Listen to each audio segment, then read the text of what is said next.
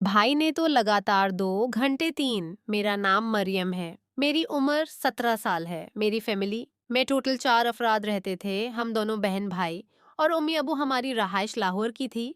वो सरकारी ऑफिसर थे और वह इनकम टैक्स में थे। हम मकाम पैदा करने से ताल्लुक़ रखते थे। मेरा भाई मेरे से छोटा है और 15 साल का है। मेरे भाई का नाम असमान है। मेरा भाई असमान बहुत खूबसूरत था। मैं उसकी खूबसूरती की जितनी भी तारीफ कर लो कम थी। मैं जब भी अपने भाई असमान को देखती तो मेरे अंदर एक अजीब सी ख्वाहिश जन्म लेती और मेरा दिल करता है कि आदमी अपने भाई के साथ जिसको ले लो। लेकिन मेरा भाई असमान मेरे अंदर दिलचस्पी ही नहीं रखता था। उसकी तो ना जाने कहाँ की सूझ थी। और वो क्या चाहता था कि मैं 17 साल की थी और अपने भाई से 2 साल बड़ी थी और बहुत खूबसूरत थी। मेरी खूबसूरती के हमारे खानदान में चर्चे थे।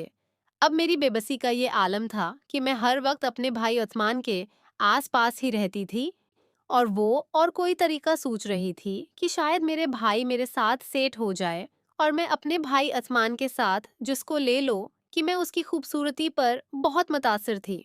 हमारी फैमिली में एक फन किचन था और मेरे अबू की बरकतें हम में खाते पीते घराने से ताल्लुक़ रखते थे तो हमने काफ़ी बड़ा फन किचन किया था। और इस फिल्म में हमारी काफर रिश्तेदार लड़की अभी आई थी।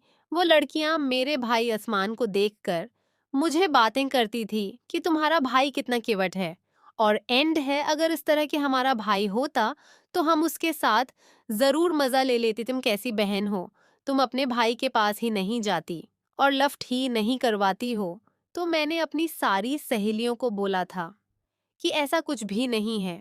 मेरा भी आसमान में दिलचस्पी ही नहीं देता। न जाने उसकी सूझ कहाँ है। वो अभी तक लड़कियों के उस पास भी नहीं जो भटकता। तो मेरी सारी से ने बोला था तुम्हारे भाई की याद आई तो इस तरह की है कि वो किसी ना किसी लड़की के साथ जरूर है। कोई ना कोई लड़की उसके साथ सुकून जरूर ले रही है। ऐसा तो बिल्कुल भी नहीं आज कल के लड़के 15 साल के हो जाएं वो किसी लड़की के पास ना जाएं। जब मेरी सहेलियों ने मुझे ये बात बोली थी तो मेरे अंदर एक अजीब सी ख्वाहिश जन्म लेने लगी थी और मैं पछताने लगी थी कि मेरा भाई कहाँ लगा हुआ है और किस लड़की के साथ ले रहा है। मैं कितनी बदनसीब हूँ कि मैं इतनी खूबसूरत हो। मेरे भाई असमान हर वक्त मेरे पास होता है लेकिन मुझे घास नहीं डालता और मेरी खूबसूरती पर तोजा ही नहीं देता वरना मेरे एहसास को लेता है। अब मैं तो हर तरफ से मायूस हो चुकी थी और अपने भाई असमान की मोहब्बत में पागल थी। मैं चाहती थी कि मेरा भाई असमान मुझे तोजा दे तो मैं उसके पास उसको ले लो। मेरा असमान मैट्रिक का स्टूडेंट था और वो मेरे साथ ही कॉलेज में जाता था। मैं जब अपने भाई असमान के साथ पाई पर बैठकर खो जाती थी, मैं बहुत सताती थी कि मैं अपने भाई की बेवी बनकर इस तरह उसके साथ बैठकर काल जाती तो कितना मज़ा आता। मैं ख्यालात में भी कितनी दफ़ा भाई आसमान के साथ वो खेल खेल चुकी थी और सुकून दे चुकी थी।